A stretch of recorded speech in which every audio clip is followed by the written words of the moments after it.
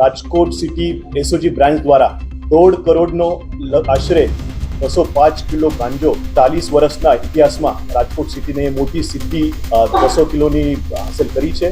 તો હું Rajkot city SOG છે અને ક્રાઇમ બ્રાન્ચ છે એમને બહુ અભિનંદન આપું. ગાંજો જે છે એ ઓડિશાથી આવતો હતો. એ લોખંડની પ્લેટ છે એના ઈવે બિલ બનાવી અને લોખંડ પ્લેટના આડમાં એ 205 કિલો ગાંજો એ આરોપીઓને લાવ્યો હતો અને મોહમ્મદ ઉર્ફે કાળો અને અરબાજ સંધી એ બંને આરોપી ટ્રકમાંથી પકડાઈ ગયા છે. અને બે જે આરોપી છે રમીઝ અને અમિત ઉર્ફે ગોરખો એ બંને આરોપી પકડવાના બાકી છે અને એસઓજીની ટીમ એમના પાછળ લાગી ગઈ છે. ટૂંક સમયમાં એ બંને આરોપીને પણ પકડી પાડવામાં આવશે. એ ગાંજાની ડિલિવરી આખા સૌરાષ્ટ્રમાં થવાની હતી.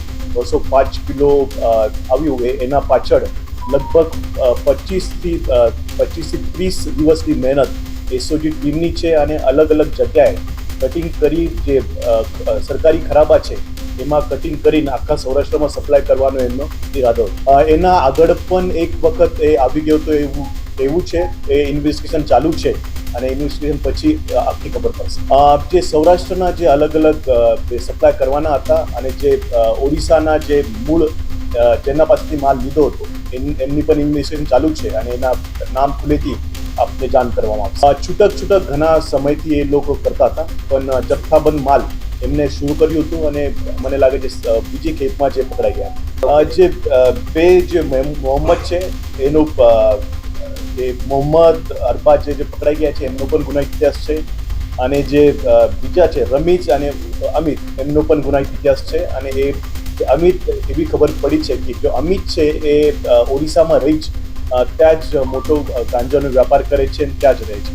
જે સરકારી ખરાબાનો ઉપયોગ થાય છે ને તો સરકારી ખરાબામાં જે અતિક્રમણ થાય છે એના ઉપર જે એક્શન ચાલુ જ છે. અને જે તમે જોયું હશે કે જંગલેશ્વર જે રીતે ડિમોલિશન કર્યું એવી રીતે કંઈ ઇલીગલ કન્સ્ટ્રક્શન હશે તો એ પણ આગળના સમયમાં કાર્યવાહી કરવામાં આવશે. શાળા કોલેજમાં લગભગ અમારા એસઓજી ટીમ અવેરનેસનો પ્રોગ્રામ લગભગ આ વર્ષમાં 700 થી 800 પ્રોગ્રામ અમે એનાથી વધારે પ્રોગ્રામ શાળા સ્કૂલમાં અમે કરીએ છીએ. અને એના આગળ એ આટલો બધો જથ્થો મળવાના પછી અમે એ ઝુંબેશ વધુ સક્રિય કરવાના છીએ અને વધારે સ્કૂલમાં અવેરનેસ આવે એવો અમારો પ્રયત્ન રહેશે. જે બે આરોપી છે એ માલ લાવનારા છે અને જે દો આરોપી પેન્ડિંગ છે એ માલ મંગાવનારા છે. જે આરોપીઓ છે એમના પાસેથી જે મુદ્દામાલ મળ્યો છે એમાં તો ફિલહાલ મોબાઈલ, ડ્રગ્સ અને ગાંજો જ છે.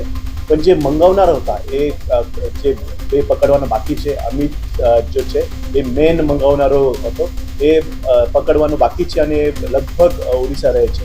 એના પકડવા પછી એ જો ટ્રાન્ઝેક્શન છે એના પ્રત્યે ખબર પડશે. આવા જ તમામ લેટેસ્ટ અપડેટ માટે જોતા રહો વડોદરા ટુડે ન્યૂઝ.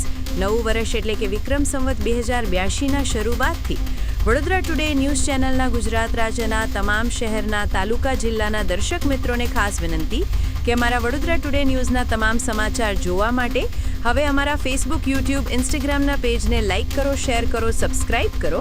અને કોઈપણ સમાચાર અને જાહેરાત અને તમારા વિસ્તારમાં કોઈપણ જાતની ગેરકાયદેસર પ્રવૃત્તિઓ ચાલતી હોય અને ભ્રષ્ટાચારની પોલ ખોલવી હોય તો અમારા વોટ્સએપ નંબર 9687328624 અથવા તો 9687906224 પર સંપર્ક કરવા વિનંતી.